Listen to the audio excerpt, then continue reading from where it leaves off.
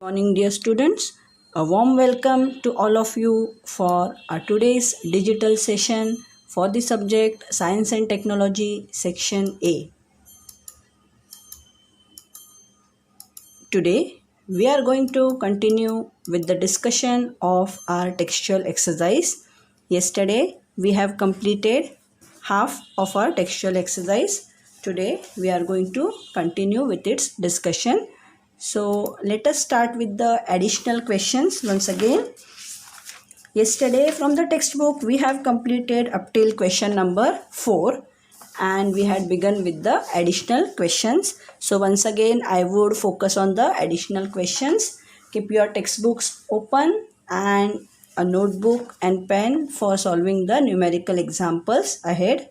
First question is define all terms related to spherical mirrors.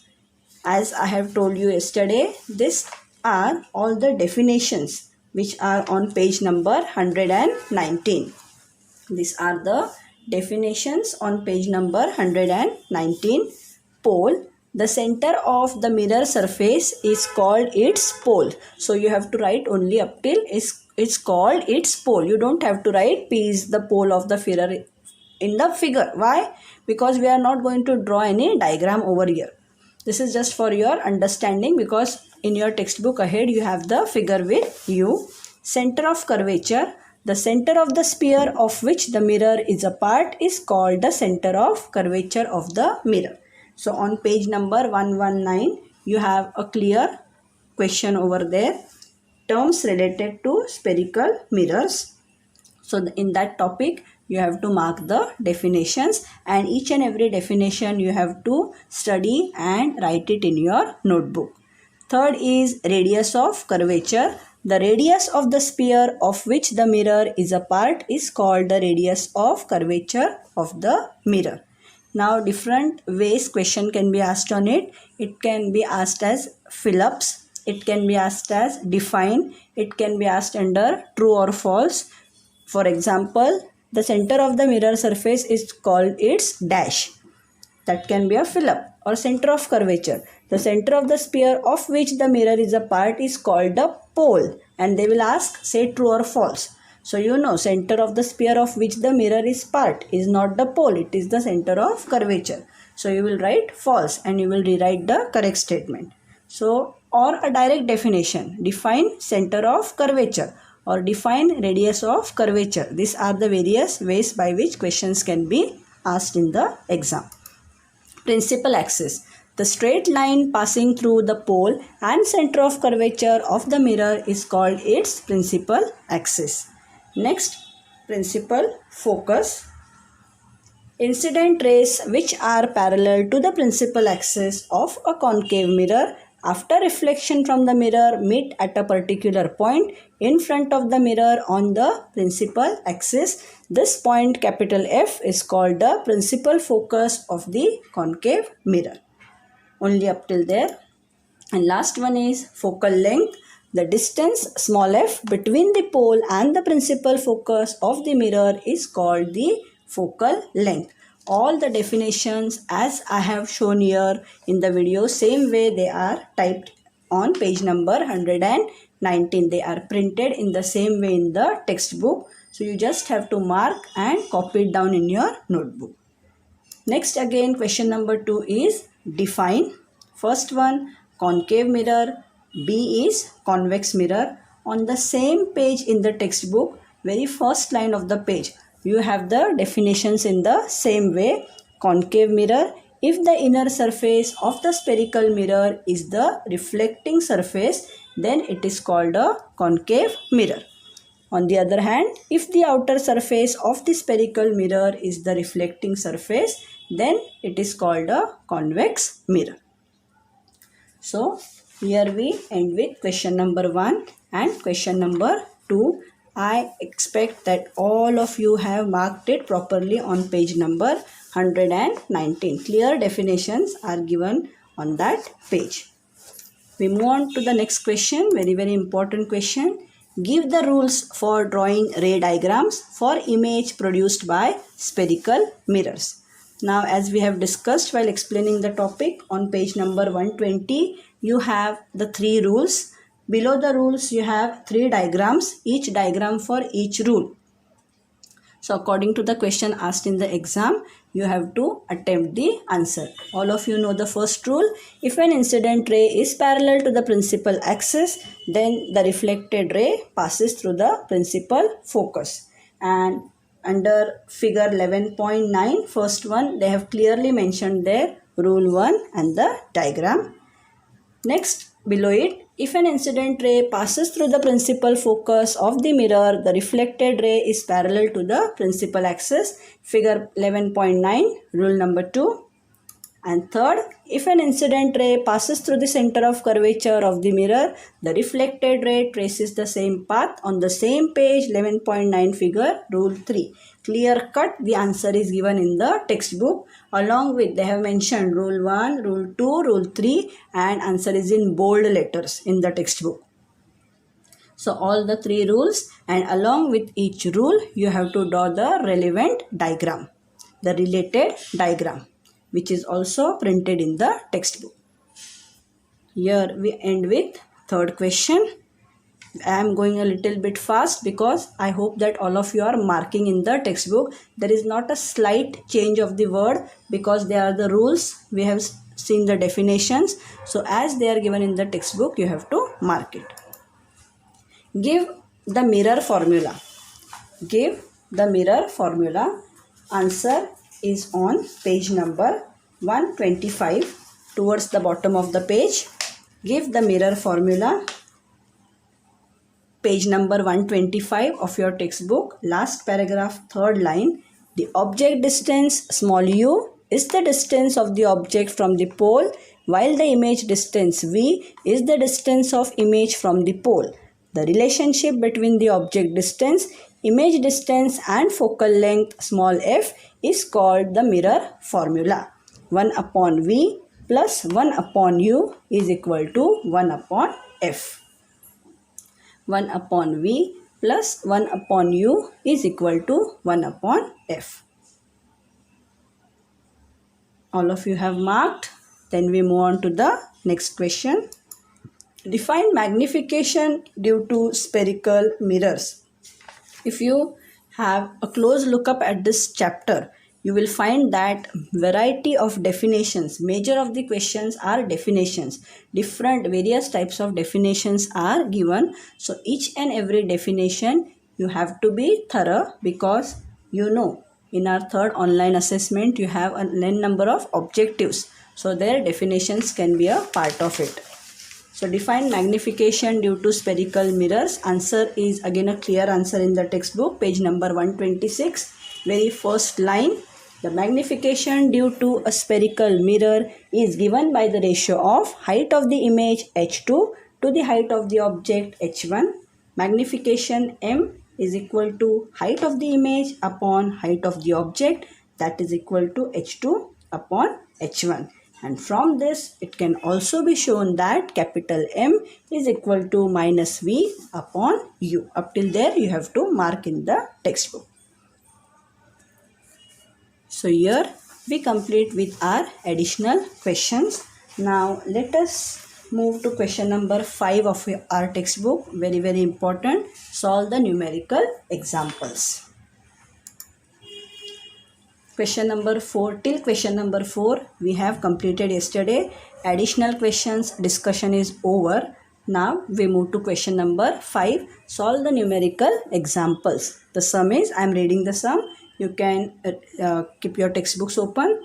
An object of height 7 cm is kept at a distance of 25 cm in front of a concave mirror. Mirror is concave mirror.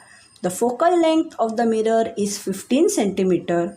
At what distance from the mirror should a screen be kept so as to get a clear image? What will be the size and nature of the image? Now, which terms to take positive, which terms to take negative, all this I had discussed with you when I had taught you about the Cartesian sign conventions. Now here, First thing, as I have taught you while solving the numerical examples, you have to write what is given, then what you have to find, which formula you are going to apply, and then the solution. So as you can see, an object of height 7 centimeter. So height of the object, which is denoted by h1, that is equal to 7 centimeter. First you listen and then you copy it down. Object is kept at a distance of 25 centimeter.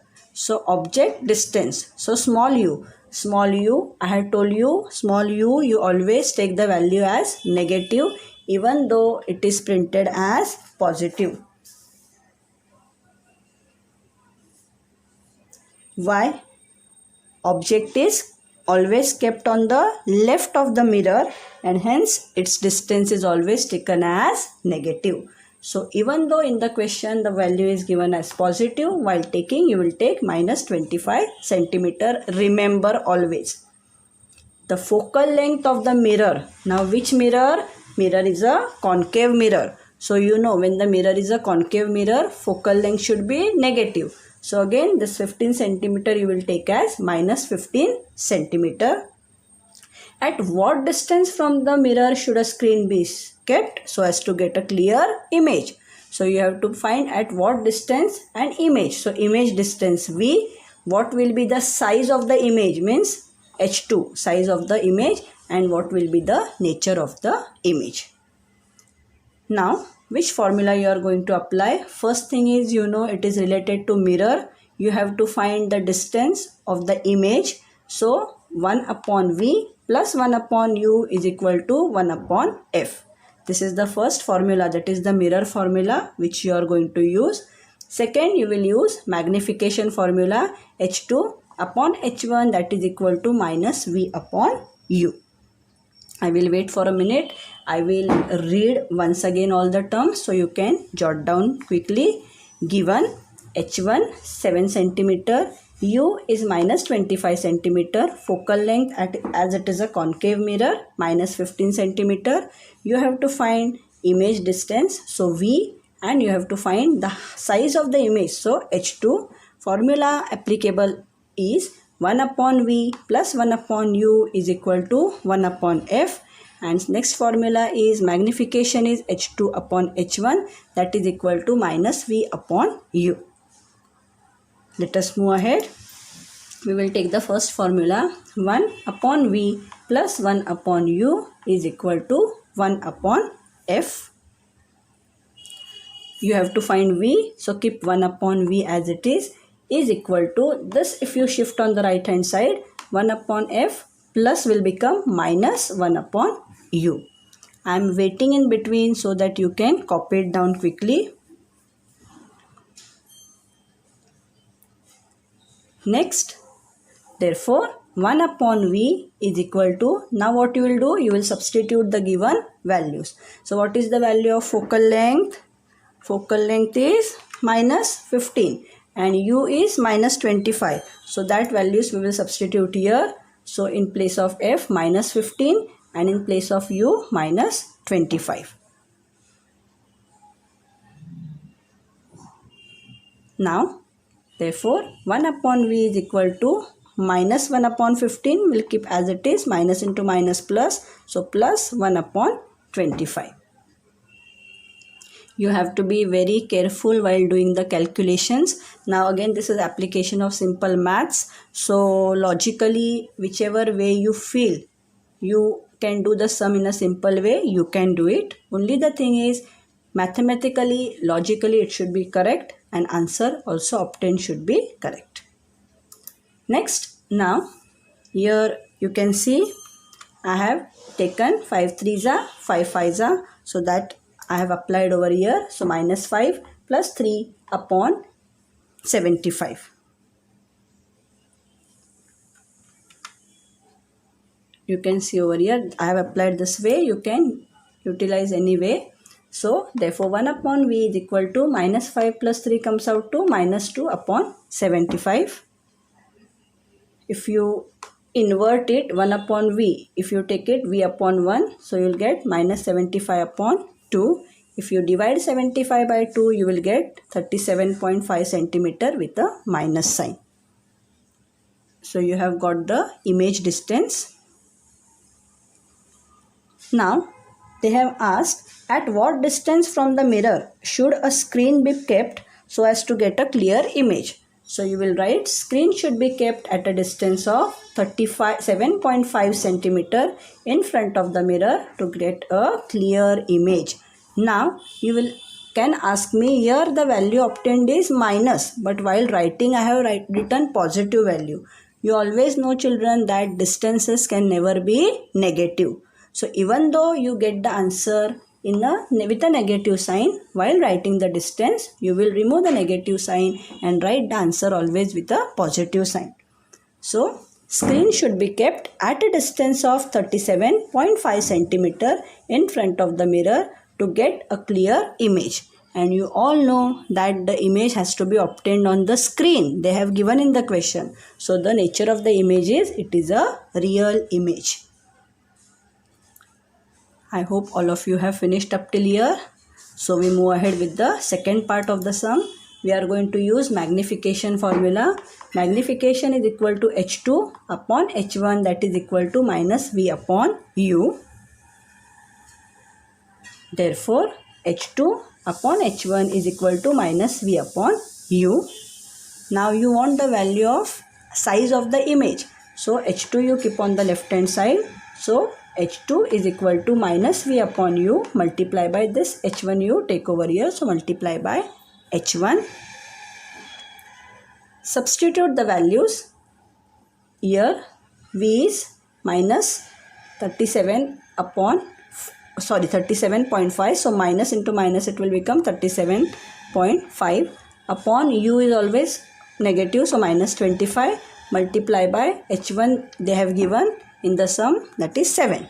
So substitute that values, do simple calculations, and you will get the answer as minus 10.5 centimeter. Now calculations is up to you because you are in the 9th standard. So I will not explain each and every part of the calculation. You are big enough to do such type of calculations. Again, our condition applies that whenever you are writing distance, height of the image, even though it is negative, while writing you will write as positive. So height of the image is 10.5 centimeter and the image is inverted. So real and inverted image. I repeat once again. M is equal to H2 upon H1, that is equal to minus V upon U. Therefore, H2 upon H1 is equal to minus V upon U. Substitute the values, do the calculations, you will get the answer as minus 10.5 centimeter. While writing, you will write height of the image is 10.5 centimeter and the image is inverted image. Let us move on to the next sum, that is B. A convex mirror has a focal length of 18 centimeter. The image of an object kept in front of the mirror is half the height of the object. See, the condition given is the image of an object kept in front of the mirror is half the height of the object. What is the distance of the object from the mirror? What is the distance of the object? So object distance U is asked. Now convex mirror and focal length is given. You all know that convex mirror's focal length is positive.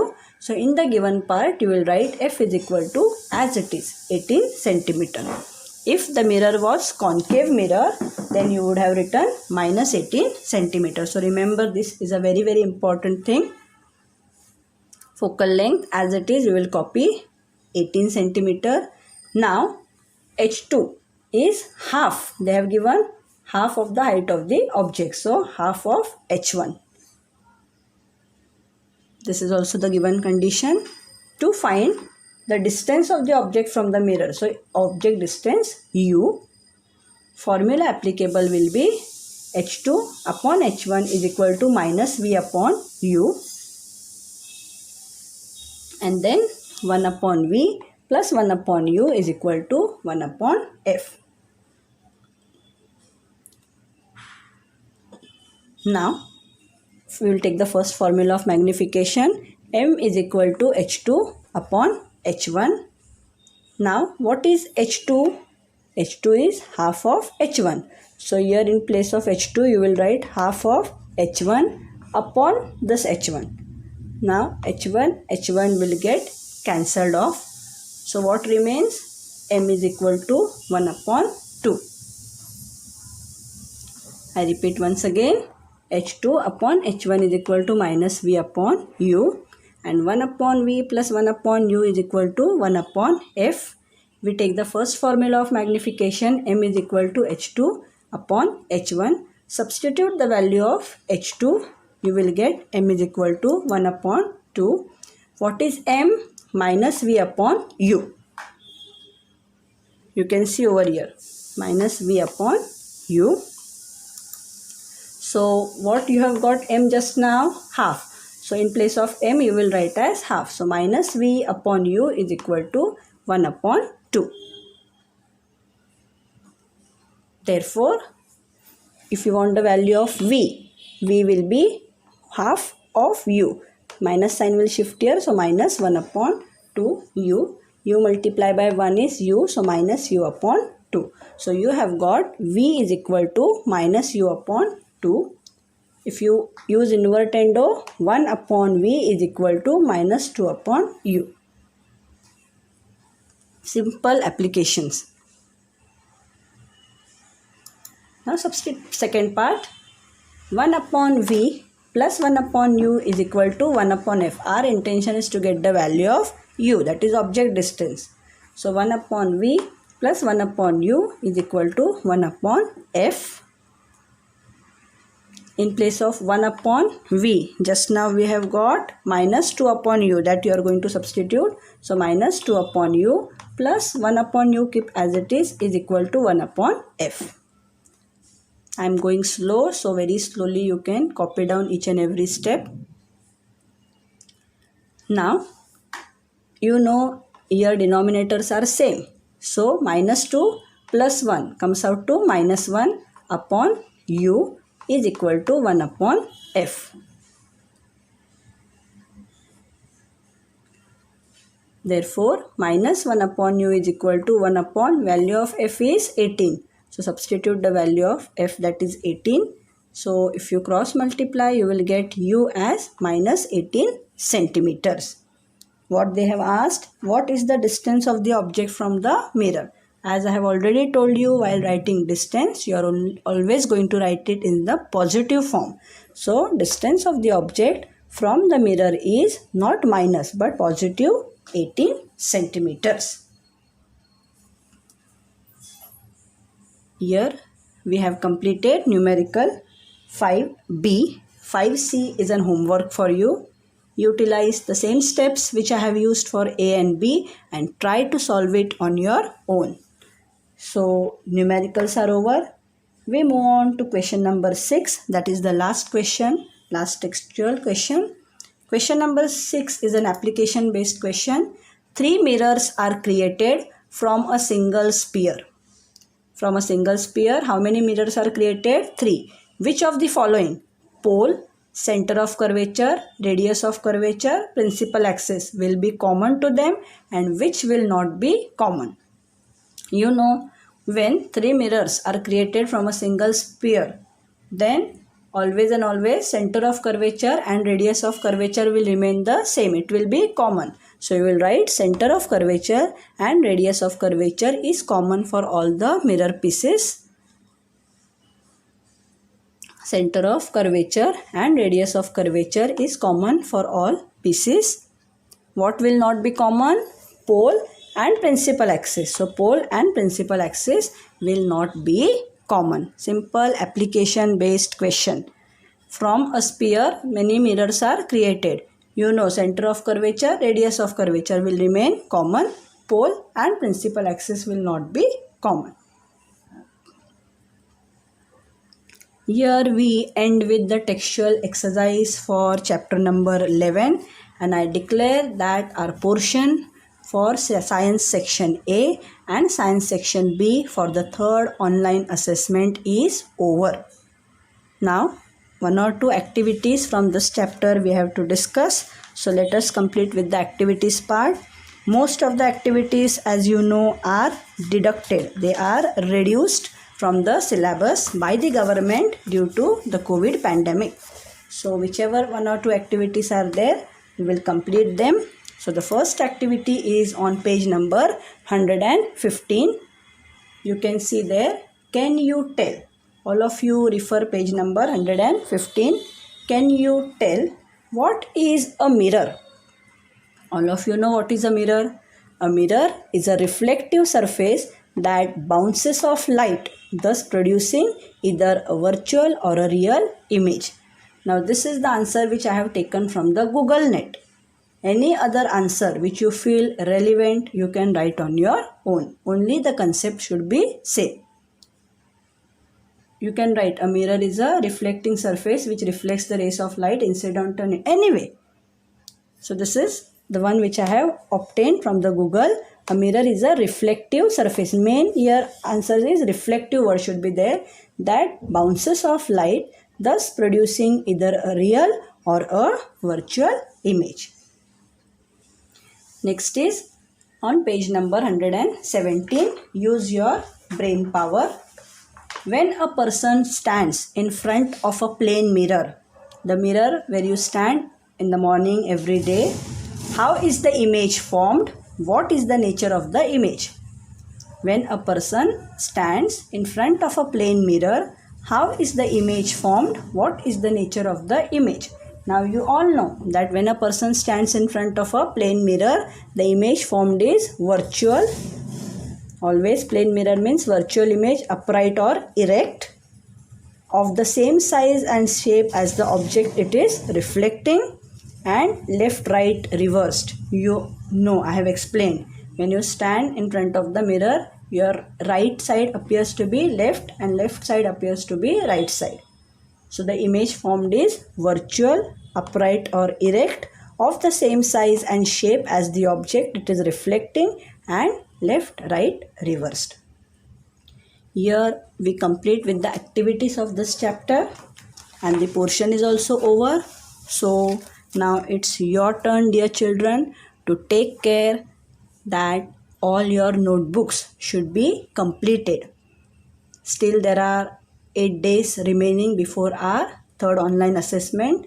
So if anything is remaining to be completed, try to complete it so you can revise it thoroughly for your online assessment exam. From our next session, that is from Saturday, I am going to take the revisions for the chapter. First, I will complete with the revision of the chapter which were there for your first online assessment and second online assessment. And then if time persists, we will do the revision for these chapters which we have recently studied. So till then, I expect all of you to study, keep on reading the textbook, keep on going through the diagrams, and at the same time keep your notebooks well completed. Even in our journals, I have completed many of the practicals. I have completed practicals for section A and section B. So it is your duty now, children, to keep your journals also completed. Hardly I have given you some part to complete. Most of the part which is reduced from the board, that I have deducted. And all the answers for MCQ, question answers, everything is given to you. Just those who are not having, take it from other children and try to complete your journals also simultaneously. Thank you, dear children.